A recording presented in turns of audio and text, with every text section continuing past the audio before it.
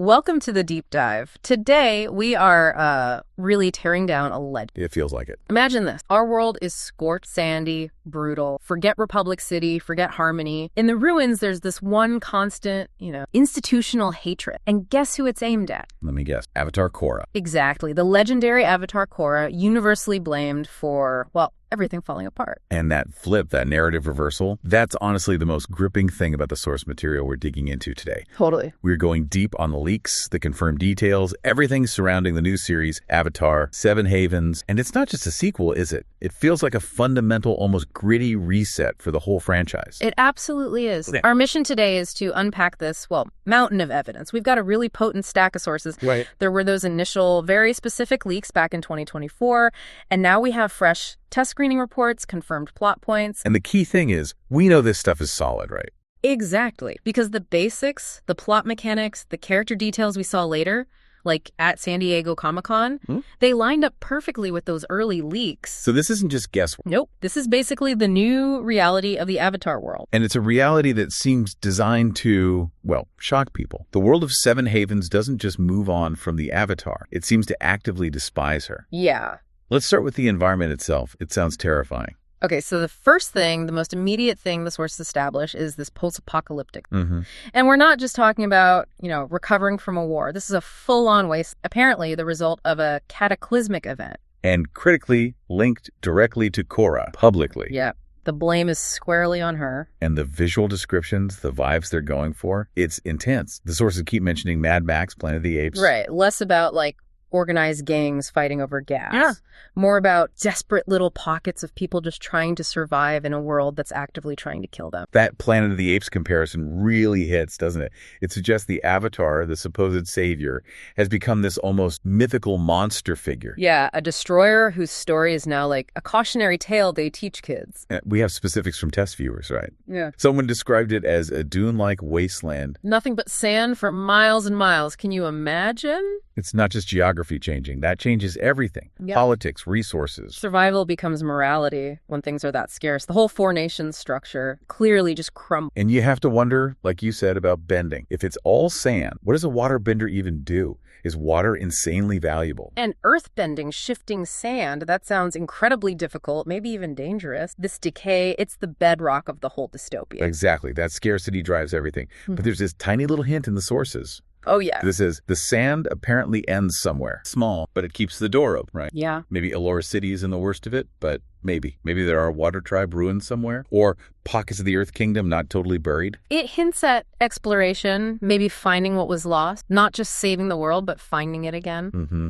But the emotional core of this new society, that's the widespread anti-Korra sentiment. It's not just like, things went bad back then. No, this is institutionalized hatred. Yeah, they don't just quietly blame her. They build their whole civic life around it. This sources confirm this amazing detail. It's a throwback to the old Avatar Day episode from ATLA. You're kidding. Nope. They staged these ritualistic Korra hate parade, propaganda play, all dedicated to hating Korra. Wow, that's intense. It's a deliberate cultural thing designed to cement the idea that the Avatar cycle itself is toxic, maybe needs to end. And think about the propaganda lasts about for so long, generations growing up. Yeah, using theater, public ritual for social control. The reports mention hearing people at the parade, like complaining specifically. Korra, destroy the world, forced us into the sand dunes. So the rulers are basically using Korra's failure to justify the current, probably brutal status quo. It's a clever narrative device, too, because we, the audience, know Korra's journey, her struggles, the balance she fought for. Right, we know she wasn't a monster. But the characters in this world, they see her as the literal embodiment of chaos and destruction. Which sets up massive problems for our protagonists, right? Pavi and Nisha the twins. Huge implications. They're born into a world where the very thing that defines them being the Avatar is seen as poison. So their challenge isn't just mastering elements. No, it's winning over a world that's been conditioned politically and culturally to see them as the ultimate threat. Man. Okay, so Section 1 gives us this bleak political landscape built on hate. What does Section 2 reveal about the day-to-day reality, the military, the economy? Well, the next huge bombshell from the sources concerns bending itself. Okay. It's presented as maybe the most drastic change.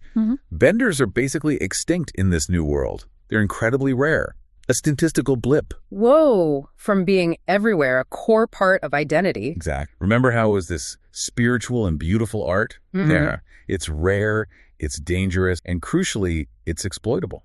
Because anything rare in a post-apocalyptic world becomes a resource, not a skill. Precisely. And the government, or what passes for it in Allora City, they know exactly how to exploit that resource. Which brings us to this really dark element, child benders' enforced servitude. Ugh, okay, this is where the dystopian stuff really lands. Yeah, the sources are clear. The few kids who show bending ability, they're taken, snatched young, forced into military service for the guards of Allora City. So they're treated like state property. Pretty much. Enlisted against their will. Their rare talent makes them valuable military assets, not people. And their job, it's terrifying. They're called a firefighter. Right, but not fighting normal fires. They defend the city against these outside energies. Okay, hold on. Energy storm. What does that even mean? That's a massive clue. It tells us the cataclysm wasn't just like earthquakes and floods. It was a fundamental, lasting injury to the spiritual fabric of the world. So these storms are spiritual fallout, lingering effects from the spirit world, maybe being damaged or weirdly world? That seems likely. Something is permanently unbalanced. Yeah. And these kids are basically involuntary shields. Defending the city against the consequences of Korra's supposed failure. Wow. It's incredibly dark. It echoes real-world dystopias, where children become military tools because of something unique about them. And it's like the opposite of the White Lotus, isn't it? They protected the young Avatar in secret. Totally inverted. Now, what's left of society actively hunts down powerful kids for military gain. Pure self-interest. And the guy running this whole grim show is Captain Karthik, leader of the guards in Allora City. Yep. He's the one in charge of finding them, collecting them, overseeing them in these defense roles. He's the face of the system. The local bad guy.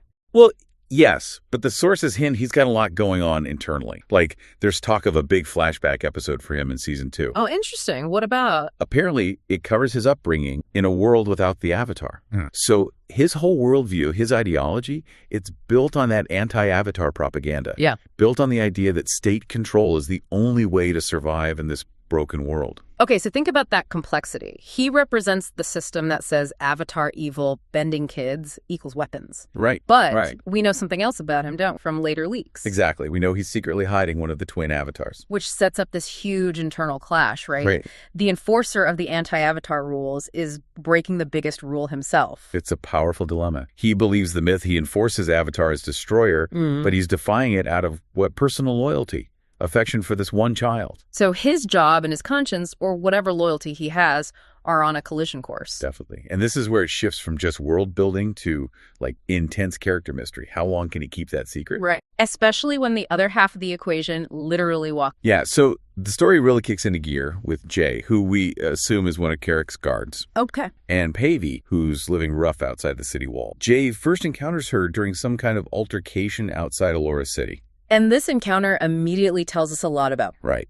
She's clearly a survivor, homeless, probably desperate, and crucially, she uses earthbending to try and escape Jay. Just a simple act, but in this world. It immediately triggers the law, right? She's a rare bender. She must be captured and put into servitude. Jay's just doing his job, trying to bring in this valuable resource. But things change fast. The chase leads them into some ancient ruins, maybe an old city from before the cataclysm. Yeah, and Jay gets trapped, maybe injured, caught under rubble. And this becomes the turning point for both of them. Totally. Pavi, even though Jay was just hunting her, she has to step in to save him. And the way she does it... She uses all 4 elements. Exactly. Air, water, earth, fire, the whole Avatar package deployed to rescue Jay from the ruins. So Jay, who's probably been taught his whole life the Avatar is a myth or a monster, suddenly sees it. Living... breathing proof. And not just proof, but proof acting with compassion, saving. That act seals it for Jay. This isn't just some random bender. This has to be the Avatar. That instantly flips their dynamic. Foe to friend, the classic thing. But essential here, right. It's needed to break through that deep-seated anti-Avatar conditioning Jay would have. But finding the Avatar in Avatar immediately slams us into the biggest lore break reported. The time gap changes everything. Yeah, this is huge. The sources are really clear. It has been a long time since Korra's era. And they stress it's not just the 9 years since the twins Pavi and Nisha were born. No, we're talking decades, maybe even a century or more. A huge gap in time where there was apparently no Avatar. Which just breaks the fundamental rule, doesn't it? The next Avatar is born right after the previous one dies. Exactly. So if there's this massive gap, where was the cycle? Did Rava just disappear for a while? Did the cataclysm actually break the cycle itself? Or was the cycle maintained somehow, in secret? This connects to that theory that popped up in the source material itself. The idea that maybe Korra didn't actually die in the cat. Yeah, I found that theory, which the source writer themselves brought up, really compelling because it tries to keep the existing lore intact. Okay, walk us through it. So let's say the cataclysm happened maybe 10 years after her show ended. Korra would be around 31. Okay. What if she survived it, but the world now hates her, blames her, maybe she chose to go into total isolation? And then you factor in Avatar longevity. Exactly. Kyoshi lived to 230. Yangshin, like 155. What if Korra, who is spiritually powerful, lived as long as Yang? She could have died naturally, say, 120 years after the cataclysm. So the perception is a huge gap because everyone assumes she died in the event. Right.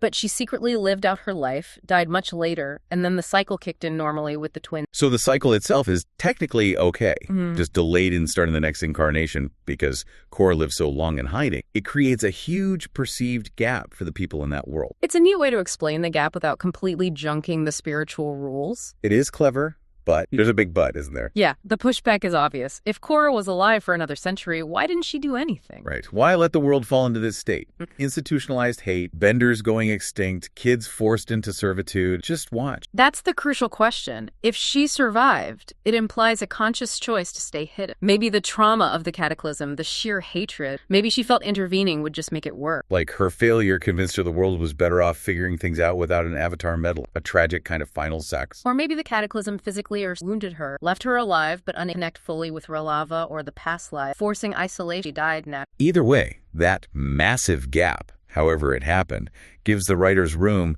to completely reset the world's politics and society without needing a total spiritual not immediate. So Jay is now totally convinced. He's found the Avatar. He brings Pavi back to Allora City, straight to Captain Karthik, probably thinking he's delivering the world's salvation. And this leads right into that massive twist, Jay's false certainty and Captain Karthik's secret. Jay bursts in, right?